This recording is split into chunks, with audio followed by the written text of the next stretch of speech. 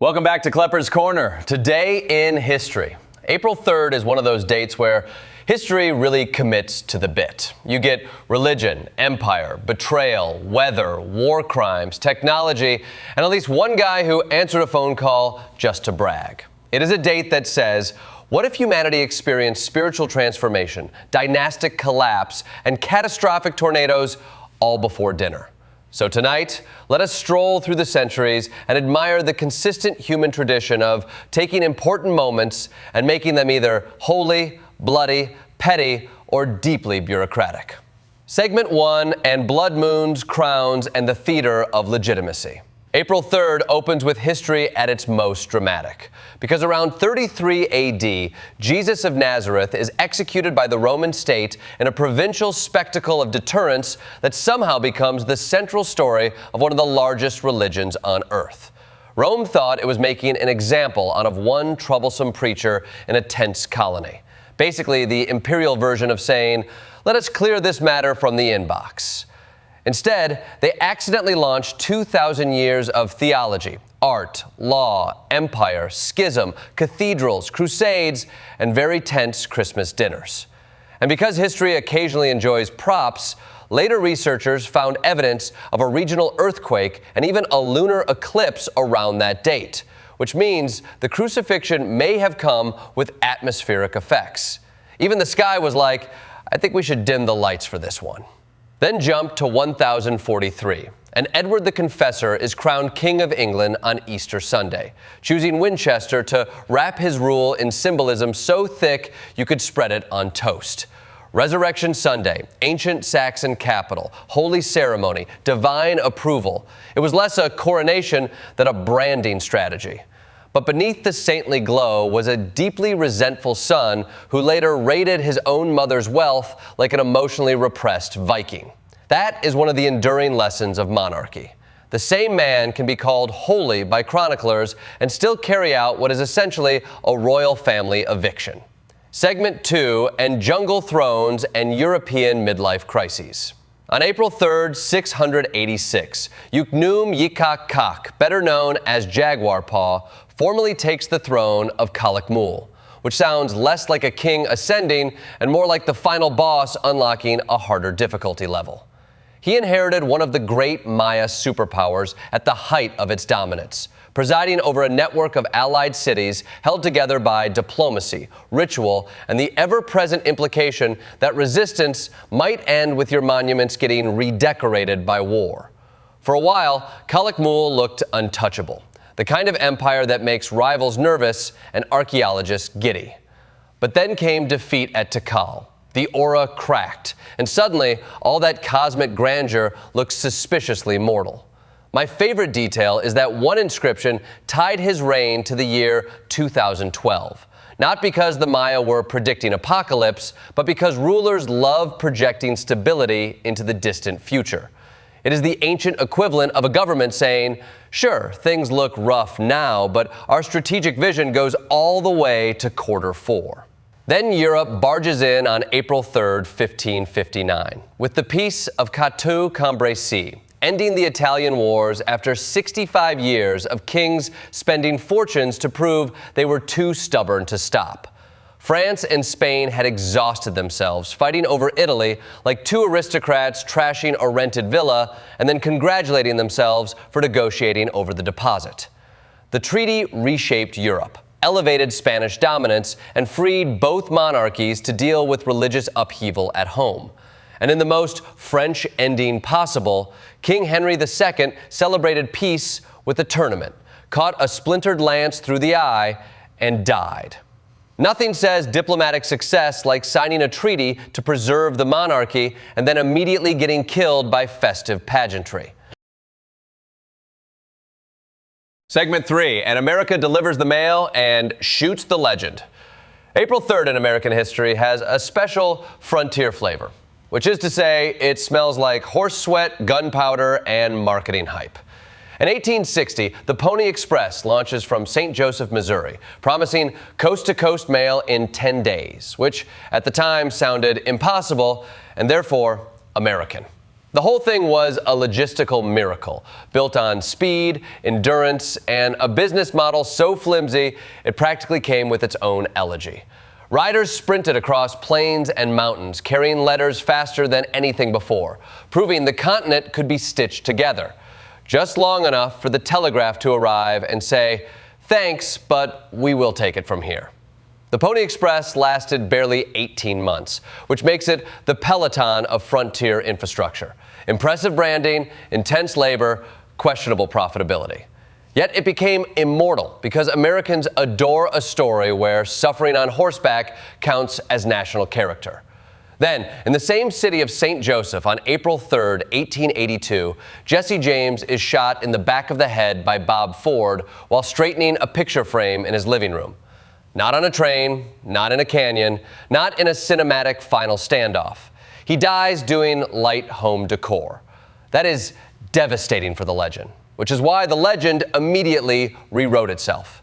James, an actual violent outlaw with blood on his hands, became a folk hero, while the man who killed him was branded a coward forever.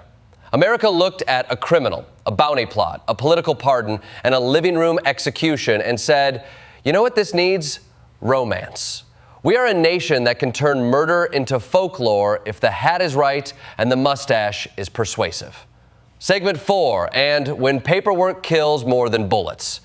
On April 3rd, 1922, Joseph Stalin becomes General Secretary of the Communist Party, which at the time sounded like the sort of title that should come with a lamp, a filing cabinet, and no chance whatsoever of reshaping the 20th century. It looked administrative, dreary, unglamorous. Stalin looked at that and thought, perfect. While more flamboyant revolutionaries chased speeches and theory, he quietly controlled appointments, built loyalty, and transformed clerical authority into total power. It is one of history's darkest reminders that the person in charge of the seating chart eventually controls the kingdom. Bureaucracy is not boring when it decides who eats, who disappears, and who gets rewritten out of photographs. Fast forward to 1948, and command responsibility gets its own grim punctuation mark, with the execution of General Homa Masaharu for war crimes tied to the Bataan Death March. The legal principle was devastatingly simple. If atrocities happen under your command, you do not get to shrug and act surprised like a manager discovering the office microwave is on fire for the 4th time. That same day, President Truman signs the Marshall Plan, pumping money into European recovery and demonstrating the other side of statecraft, where instead of marching people to death, you rebuild factories and stabilize democracies. April 3rd, then, offers a brutal contrast. One bureaucracy organizes terror. Another organizes reconstruction. One builds gulags. The other builds grants. That is the 20th century in miniature. A contest between systems that all loved paperwork and disagreed violently about what the paperwork was for. Segment 5, and flying over death and calling your rival to gloat. April 3rd is also a spectacular date for human beings deciding gravity, geography, and common sense are merely suggestions. In 1933, British aviators flew over Mount Everest for the first time, which sounds triumphant until you remember these were open cockpit planes scraping over the highest mountain on Earth with oxygen gear that behaved more like a rumor than a guarantee. The expedition was part imperial bravado, part scientific reconnaissance, and part aerial ghost hunt for Mallory and Irvine. It gave the world vital photographs and proved high-altitude flight could work, while also nearly killing the crew, because the death zone remains very committed to the concept of death. Even their celebratory newspaper coverage managed to print the wrong mountain, which is wonderfully human. Risk your life above Everest, come home a hero, and still get fact-checked by geography. Then, in 1973, Martin Cooper of Motorola stands on 6th Avenue with a prototype cell phone the size of a brick and makes the first public handheld cellular call. And who does he call? His rival at Bell Labs. Not his wife, not his boss, not the president, his rival. Because buried inside nearly every major technological leap is a scientist saying, "I need you to know I beat you." That is the true engine of progress. The device weighed nearly 2.5 pounds, had roughly half an hour of battery life, and needed 10 hours to recharge, meaning it was less a phone than an argument with a handle. But from that glorified shoebox came the modern smartphone, the device that lets us carry the whole world in our pocket and use it mainly to ignore each other in public. Segment 6 and Storms, Manifestos, and the Last Sermon. Some April 3rd events do not need irony added, because history already wrote them with terrifying precision. In 1968, Dr. Martin Luther King Jr. delivers his mountaintop speech in Memphis, exhausted, ill, and fully aware of the threats against his life. He speaks about economic justice, moral duty, solidarity, and the promised land, with a tone so prophetic it is almost unbearable to read now, because we know what the audience did not want to know yet. Less than 24 hours later, he is assassinated. It is one of those moments where history does not merely foreshadow tragedy, it walks to the edge of the cliff, points downward, and speaks with perfect clarity. Then there is April 3rd, 1974, when the sky itself went insane and produced the super outbreak, unleashing 148 tornadoes across North America in a single day.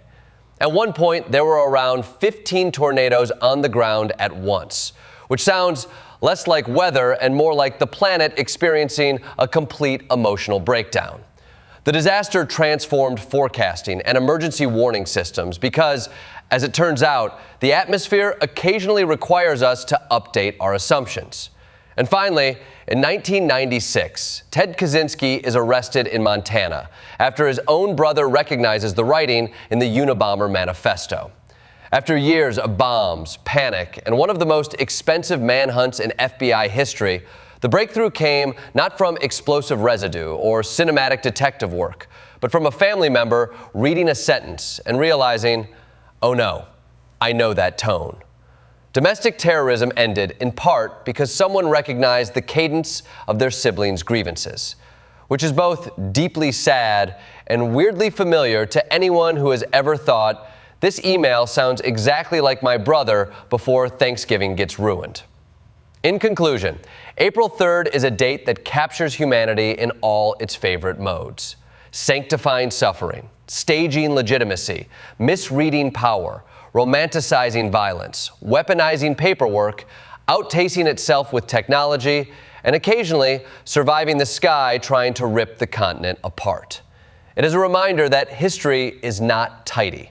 It is a procession of grand ideas colliding with ordinary ego, where saints can be political, kings can be petty, inventors can be smug, and bureaucrats can be more dangerous than conquerors. If there is a theme to April 3rd, it may simply be this: the moments people think are routine are often the ones that echo the longest. And humanity remains astonishingly consistent at turning one day on the calendar into a full season of consequences.